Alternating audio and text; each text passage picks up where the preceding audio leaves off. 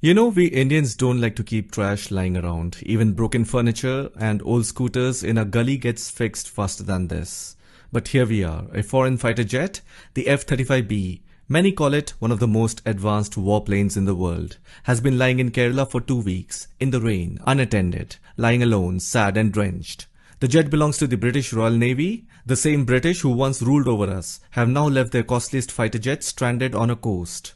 So what's going on? Apparently during a joint exercise between India and the UK, Operation High Mast, this F-35B took off from a British aircraft carrier that was stationed 100 kilometers off the Indian coast in the Arabian Sea. At that time it was said due to bad weather, low fuel and some other technical glitches, it had to land in India. I have made a video on this topic. In that I have debunked these reasons. These are just pure nonsensical reasons for media bites. For 14 days the jet is just sitting there getting soaked in Kerala's monsoon with no one from the UK showing up to fix it. And they even gave strict instruction to the Indian government.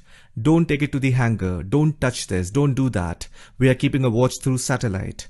There was even a funny comment made by some Indian. At least let us put a tirpal on the jet. Anyways, jokes apart. 14 days have passed, so far no one has come to take it. And now we are hearing that a 40-member team from UK are flying in, including specialist engineers and also people from Lockheed Martin are also coming. Now think about it. It is understandable that a team from UK is coming because it is their jet. They bought it from the US and they own it. Just get a C-17 Globemaster, tow it and take it away. Why do you need people from Lockheed Martin, original equipment manufacturer? That only means one thing. The reason cannot be low fuel, bad weather or some hydraulic issue. It cannot be a small glitch. Either the jet is locked and you need people from original equipment manufacturer who are authorized and trained to handle it or maybe unlock it. Because keep in mind F-35s are designed with extremely strict security protocols. If it senses some kind of tampering is happening with its software or internal systems, it can lock itself down. It seems the UK team is simply coming for logistics, coordination and national level oversight. But then if Lockheed Martin personnel are being involved, that means there is some critical system issue, possibly related to the malfunctioning of some firmware, encrypted data logs or stealth hardware. Now this raises some serious questions. Why can't the Royal Navy fix their own aircraft on Indian soil? Why send a whole team from abroad just to look at one jet? Is the jet so complicated that even its own operators don't know how to repair it? And the British Navy is just letting it rot in rainwater like an abandoned scooter during monsoon. This is not laziness. It only points to one thing. The jet is locked. Now let's connect more dots. As we know, this F-35B took off from a British aircraft carrier. That carrier doesn't operate alone. It moves with an entire naval strike group, including frigates, destroyers, support ships, and possibly amphibious ships capable of VTOL landings. This means the F-35B had multiple secure and mobile landing options, all under NATO command and within its operational ecosystem.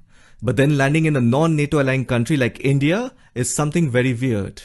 Now let's assume if a jet breaks off from its group, nearby support ships can change course to assist or receive the aircraft. A frigate or destroyer can go behind the aircraft's path to offer assistance or recovery. Naval groups are trained for such emergencies. So unless something big must have happened, India, which is a non-F-35 partner, would never be the first option. The surprising part is that the F-35B landed at a Kerala civilian airport, not even at the adjacent Air Force station located right next to it. That means only few things. Number one, the F-35's coordination were disabled. And number two, a system lockout must have happened that overrode all manual commands, forcing it to land at the nearest large airport. The second option is something which I'm leaning more towards. When drones lose control due to low battery, lost signal or app crash, they are designed to auto-return to the home point or land safely at the nearest open zone. This is a basic protocol found even in low-end drones. Now imagine this happening in the F-35B, a $100 million stealth fighter packed with advanced AI and self-operating systems. It's likely designed with even smarter emergency landing features. So if something goes wrong, pay attention to what I'm saying. If something goes wrong, like a system failure, a cyber attack, or if it enters restricted airspace, the jet might cut off contact with its command center, automatically switch to a safe landing mode. Now, instead of trying to return to its original base, which could be moving or hard to reach, it could look for the nearest safe and open runway, cross-check with built-in map of international airports, choose to land on a safest, most neutral and clearly visible airport that could be easily viewed from a satellite. Now the next question is, why a civil airport instead of military? Civil airports are easier to monitor from commercial and military satellites due to lack of camouflaging and rapid movement, and it will less likely to trigger an aggressive military response in case of an unplanned entry. Plus, civil airports often have longer runways, 24/7 ATC, and less restricted access. These jets are pre-fed with global civil aviation data, geotagged runway information, and satellite coordination points. This is the only possible and logical reason behind this aircraft's unexpected landing in Kerala, India, not as a choice by the pilot, but as a predefined emergency protocol activated by the jet itself. Now the main question of this video is, what triggered this F-35 to go into a self-locking state the moment it came near the Indian airspace? If you look at the official statement of the Indian Air Force, they said, the aircraft was detected and identified by the Indian Air Force's IACCS network and was cleared for recovery. IACCS stands for Integrated Air Command and Control System. It is India's most advanced military defense networks, designed to detect, track, assess, and respond to aerial threats in real time. The main purpose of IACCS is to monitor Indian airspace 24/7 and coordinate quick military responses against any hostile or unidentified aircraft or missile threats. If a threat is confirmed, it can automatically alert air bases, scramble jets, or initiate defensive protocols, example deploying surface-to-air missiles. Now out of these three options, we chose to do the second one. Now I'll make the entire picture clear. So basically, in the name of joint exercise, Britain used one of its F-35B to test or probe India's air defense network, and this tactic is not new in modern military strategy. So Britain wanted to see and collect intelligence on India's air defense behavior and radar signature without engaging. That is why this F-35B came near to our Indian airspace, just to map our radar coverage, detect what type of radars get triggered, measure the response time of fighter scrambling or missile locking, see if electronic warfare, jamming or spoofing is detected, identify how far they can penetrate or provoke before interception. All these things they wanted to test, basically passive level spying.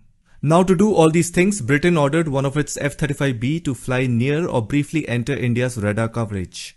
The moment it did that, India's ground-based radars will either light up or remain dark. Either way, the F-35 records these signals. If air defense radars lock on or scramble jets, it reveals their range, type and reaction protocol. The F-35 then logs this data and can transmit it back to command or store it for post-mission analysis. So basically, Britain wanted to map our India's air defense system, and that is what the Indian Air Force said in their statement. The aircraft was detected and identified by the Indian Air Force's IACCS network. As soon as our Indian Defense Network detected the F-35B, first of all, it's great and it confirms that India's integrated air defense system was active and capable of picking up even a stealth aircraft like the F-35B. As soon as the jet entered a certain range, India's IACCS detected and logged onto it using radar and electronic warfare systems. That log triggered a self-defense response inside the F-35B, possibly a firmware-based system lock or cyber interference. And that's what made the jet unable to return to its carrier and went into emergency safe mode and autonomously landed at the nearest civil airport in Kerala.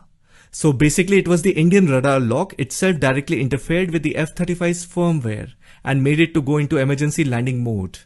The presence of Lockheed Martin's engineers confirms that this issue is deeply technical and most likely involves a firmware or classified components issue, which is something that the UK technicians alone cannot resolve. This F-35B was conducting a probing mission near our Indian airspace, probably thought it could sneak in, sniff around and slip out unnoticed. But then it got grounded. I hope you found this video informative, and I'll see you in the next one.